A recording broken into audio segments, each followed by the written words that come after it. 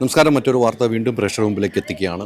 ഇന്നായിരുന്നു നിർണായകമായ ഫിലിം ചേംബറിൻ്റെ യോഗം. ഫിലിം ചേംബറിൻ്റെ യോഗം എന്ന് വെച്ചും മോണിറ്ററിംഗ് കമ്മിറ്റിയുടെ യോഗമായിരുന്നു. ആ യോഗത്തിൽ കാര്യങ്ങൾ ഉന്നയിച്ചു. വിൻസി അലോഷിയുടെയും ഷൈൻ ടോം വിവരങ്ങളാണ് അവിടെ ചർച്ച ചെയ്തത്. പക്ഷേ ചർച്ചയ്ക്ക് ശേഷം ഒരു കാരണവശാലും ചേംബറിന് ഒരു നടപടി സ്വീകരിക്കാൻ കഴിയില്ല എന്നാണ് മനസ്സിലാക്കാൻ കഴിയുന്നത്. ചേംബറിന് നടപടി സ്വീകരിക്കണമെങ്കിൽ നിലവിലെ IC കമ്മിറ്റി ഇവരുടെ മൊഴി രേഖപ്പെടുത്തണം. മൊഴി രേഖപ്പെടുത്തിയ ശേഷം IC കമ്മിറ്റി ഈ മൊഴിയുടെ കാര്യങ്ങൾ ശുപാർശ മോണിറ്ററിംഗ് കമ്മിറ്റിക്ക് ചെയ്യണം. ആ മോണിറ്ററിംഗ് കമ്മിറ്റിയാണ് പിന്നീട് കാര്യങ്ങൾ നടത്തുക. എന്നല്ലാതെ നേരിട്ട് ചേംബറിന് ഈ കാര്യത്തിൽ ഇടപെടാൻ കഴിയില്ല എന്നതാണ് ഏറ്റവും പ്രധാനപ്പെട്ട ഒരു കാര്യമായി ചൂണ്ടിക്കാണിക്കുന്നത്. അങ്ങനെ ഇന്ന് മോണിറ്ററിംഗ് കമ്മിറ്റി ചേരുകയും സംഘടനകൾ എല്ലാവരും അവരവരുടെ അഭിപ്രായം പറഞ്ഞു. അങ്ങനെ ഒറ്റയടിക്ക് കാര്യങ്ങൾ മുന്നോട്ട് പോകില്ല. ഇനി അതിൻ്റെ തെളിവെടുപ്പുകളുണ്ട്, മൊഴികൾ രേഖപ്പെടുത്തണം എന്നാണ് എനിക്ക് കിട്ടുന്ന വിവരം. അതിനിടയിലാണ് IC കമ്മിറ്റിയുടെ യോഗം നിർമ്മാതാക്കളുടെ സംഘടനയുടെ ഓഫീസിൽ ഇപ്പോൾ ചേർന്നുകൊണ്ടിരിക്കുന്നത്.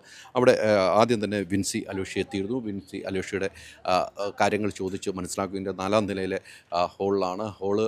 നിർമ്മാതാവ് ഇതിൻ്റെ നിർമ്മാതാവ് വാടകയ്ക്കെടുത്തതാണ്. കാരണം ഇത്തരം ഒരു യോഗങ്ങൾ ചേരണമെങ്കിൽ അത് രഹസ്യ കേന്ദ്രത്തിൽ വേണം നടത്താനെന്നാണ് നിയമമുള്ളതെന്നാണ് എനിക്ക് കിട്ടുന്ന വിവരം. അപ്പോൾ സാധാരണ നിർമ്മാതാക്കളുടെ ഓഡിറ്റോറിയം വാടകയ്ക്ക് കൊടുക്കാറുണ്ട്. അത് വാടകയ്ക്ക് എടുത്തുകൊണ്ട് അവർക്ക് സേഫായ ഒരു സ്ഥലം എന്ന നിലയിലേക്കാണ് അവർ തെളിവെടുപ്പ് നടത്തുക. വിൻസി എത്തി, വിൻസിയുടെ തെളിവെടുപ്പ് നടത്തുന്നു. അതിന് തൊട്ടു പിന്നാലെ ഷൈൻ ടോം ഇവിടെ എത്തി. ഷൈൻ ടോം വിളിച്ചു വരുത്തിയിട്ടുണ്ട്. ഷൈൻ ടോം എത്തി, അദ്ദേഹത്തിൻ്റെയും തെളിവെടുപ്പ് വേണം. അവിടെ നടന്ന സംഭവങ്ങൾ കൃത്യമായിട്ട് ചോദിച്ച് മനസ്സിലാക്കണം.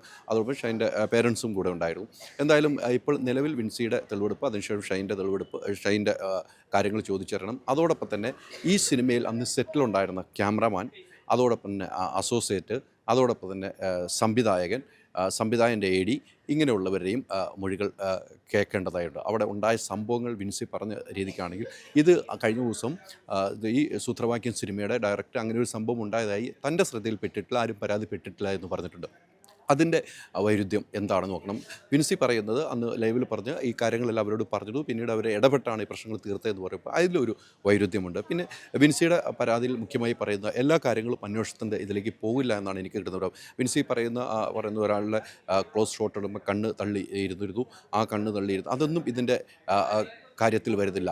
വിൻസിയോട് മോശമായി പെരുമാറിയിട്ടുണ്ടോ, മോശമായി സംസാരിച്ചിട്ടുണ്ടോ, ഈ കാര്യങ്ങളാണ് ഇവർക്ക് അറിയേണ്ട കാര്യമുള്ളൂ. അവിടെ ഷോട്ട് എടുക്കുമ്പോൾ വെള്ളപ്പൊടി തുപ്പി, ഇതൊന്നും ഈ അന്വേഷണത്തിൽ വരില്ല.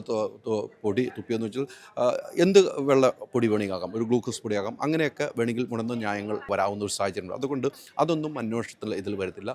ഈ പറഞ്ഞതുപോലെ ഇവരുടെ എല്ലാവരുടെയും തെളിവുകൾ ഇവരുടെ നിന്നും എല്ലാം മൊഴി രേഖപ്പെടുത്തിയതിന് ശേഷം IC കമ്മിറ്റി അത് ശുപാർശയ്ക്ക് വേണ്ടി ഫിലിം ചേംബറിൻ്റെ അണ്ടറിലുള്ള മോണിറ്ററിംഗ് കമ്മിറ്റിക്ക് ഏൽപ്പിക്കും. 7 സംഘടനയിൽ നിന്ന് 3 പേര് വെച്ചാണ് മോണിറ്ററിംഗ് കമ്മിറ്റിക്ക് ഏൽപ്പിക്കും. നിലവിൽ അന്ന് IC കമ്മിറ്റിയിൽ ഉണ്ടായിരുന്ന എന്നെനിക്ക് കിട്ടിയ റിപ്പോർട്ട് പ്രകാരം ഉള്ള പേരുകളാണ് ഞാൻ പറയുന്നത്.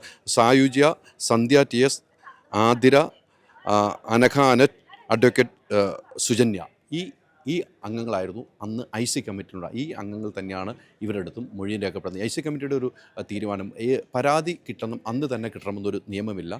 സിനിമ ഷൂട്ട് തുടങ്ങുന്ന മുമ്പ് IC കമ്മിറ്റി രൂപീകരിക്കും.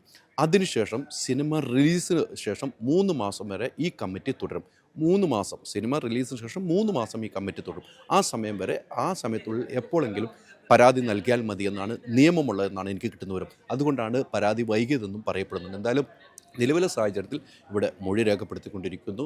മൊഴി എന്ന് പറഞ്ഞാൽ എന്തൊക്കെ സംഭവം എന്നുള്ളത് വിൻസിയുടെ അടുത്തുനിന്നും, അതോടൊപ്പം ഷൈൻ്റെ അടുത്തുനിന്നും, അതോടൊപ്പം ഇതിൻ്റെ സംവിധായകൻ്റെ അടുത്തുനിന്നും, ക്യാമറാമാൻ്റെ അടുത്തുനിന്നും, അസോസിയേറ്റ് ആളുകളുടെ അടുത്തുനിന്നും, അവിടെ ഉണ്ടായിരുന്ന പ്രൊഡക്ഷൻ കൺട്രോളിൻ്റെ അടുത്ത് ഉൾപ്പെടെ തെളിവുകൾ ശേഖരണം. ഈ തെളിവുകൾ ശേഖരിച്ചതിന് ശേഷം മാത്രമേ ഒരു തുടർ നടപടിയിലേക്ക് പോവുള്ളൂ. ഇന്ന് ഞാൻ നേരത്തെ പറഞ്ഞില്ല, ഇന്ന് അമ്മയുടെ 3 അംഗ സമിതി FEPCAയുമായിട്ട് യോഗം ചേർന്നിരുന്നു. അവിടെ അവർ ഇന്ന് കൈക്കൊണ്ട തീരുമാനം എനിക്ക് കിട്ടിയിരിക്കുന്നത്, ഒരു കാരണവശാലും പ്രശ്നങ്ങളുമായി മുന്നോട്ട് പോകുന്നില്ല.